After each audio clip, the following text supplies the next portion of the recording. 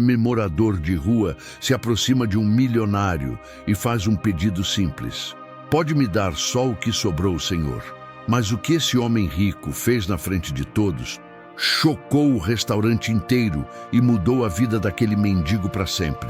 Você não vai acreditar no que aconteceu depois desse pedido humilde. Se você gosta de histórias reais e inspiradoras que mexem com o coração, já deixa o like e se inscreve no canal.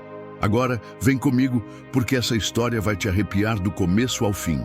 A calçada estava coberta de folhas secas, varridas pelo vento daquela tarde nublada. A cidade, como sempre, seguia apressada, indiferente àqueles que ficavam à margem. No cruzamento da Rua dos Cedros com a Avenida Imperial, havia um homem que, apesar de estar presente todos os dias, era invisível para quase todos. Seu nome era Daniel.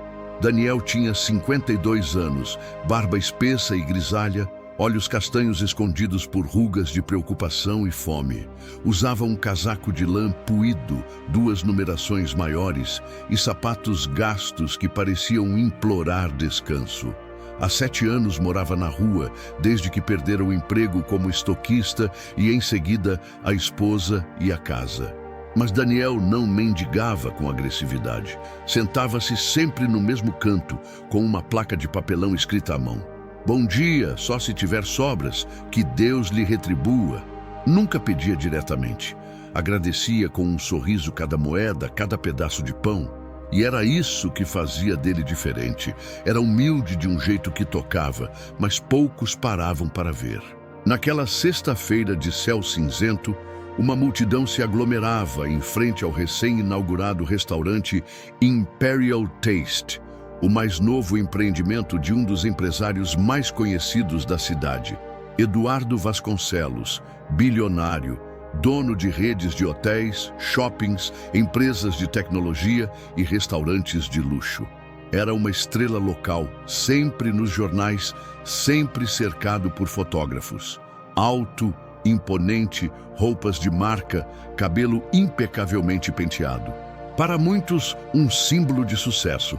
Para outros, um sinônimo de arrogância e distância. Eduardo estava lá, participando da cerimônia de abertura. Jornalistas, influenciadores, políticos locais, todos em torno dele. A calçada estava tomada por flashes, câmeras e vozes exaltadas. Mas Daniel, como de costume, estava ali no canto, observando, silencioso. Meia hora depois, a porta do restaurante se abriu para a entrada do primeiro grupo de convidados. Os garçons saíam com bandejas repletas de comidas refinadas. Mini lagostas, trufas negras, vinhos de 4.000 réis a garrafa. Um espetáculo para os olhos e um tormento para o estômago vazio de Daniel. Foi então que ele fez algo que raramente fazia. Levantou-se, segurando seu chapéu de feltro na mão, caminhou com passos lentos até a lateral do restaurante, onde os restos começavam a ser descartados em sacos pretos. Aproximou-se de um dos garçons, um rapaz de uns 20 anos, e disse em voz baixa, quase com vergonha: "Moço, pode me dar só o que sobrou, senhor? Só se tiver, tá? Não quero incomodar." O garçom hesitou, olhou ao redor. Um segurança o encarou com reprovação, balançando a cabeça. Já estavam acostumados a afugentar moradores de rua que sujavam a imagem do local. O rapaz olhou para Daniel e respondeu baixinho: "Espera um pouco aqui, senhor." E se afastou, mas não voltou. Daniel ficou ali parado por uns bons 10 minutos. Ia desistir e voltar ao seu canto, quando de repente a multidão começou a se agitar. Flashes estouraram. Olhares se voltaram para a entrada do restaurante. E então, como se o tempo tivesse parado por um instante, Eduardo Vasconcelos apareceu, caminhando em direção a Daniel. Todos ficaram em silêncio. Um milionário caminhando até um mendigo? O que estava acontecendo? Eduardo parou a 1 metro de Daniel. Olhou para o chapéu nas mãos do homem, para suas roupas puídas, para seu rosto cansado. E então disse, com uma voz que soou alto o suficiente para todos ouvirem: "Você pediu o que sobrou, mas me diga uma coisa, por que só o que sobrou?" Daniel, sem entender direito, respondeu com um encolher de ombros: É o que eu mereço, Senhor. Já me ajuda muito. Nesse momento, Eduardo se virou para o segurança, para os garçons, para os fotógrafos. Alguém aqui acha que esse homem vale menos que a gente? O silêncio foi ensurdecedor, porque eu não acho. E se alguém aqui pensa que dinheiro define valor, está no lugar errado, e então fez o inesperado. Eduardo tirou o casaco de linho italiano que usava, avaliado em 15 mil reais, e o colocou nos ombros de Daniel. Em seguida, o segurou pelo braço e, sem aviso, o levou consigo para dentro do restaurante. Hoje, esse homem vai ser meu convidado de honra. Fotógrafos começaram a clicar freneticamente. Jornalistas se atropelavam para captar as palavras, os gestos. Influenciadores transmitiam ao vivo. Mas Eduardo não fez um discurso. Não sorriu para as câmeras. Simplesmente guiou Daniel até a melhor mesa da casa, pediu o prato mais caro do cardápio e sentou-se ao lado dele. O ambiente, antes glamouroso, ficou suspenso no ar. Convidados trocavam olhares. Alguns tentavam manter a pose, outros sussurravam julgamentos. Mas ninguém teve coragem de interromper. Durante o jantar, Eduardo conversou com Daniel como se fosse um velho amigo. Perguntou sobre sua vida, sua história, suas dores. Ouviu tudo com atenção. E quando terminou, tirou do bolso um cartão e disse: "Amanhã, vá até este endereço. Tem um emprego para você, com moradia. Vai começar uma nova fase."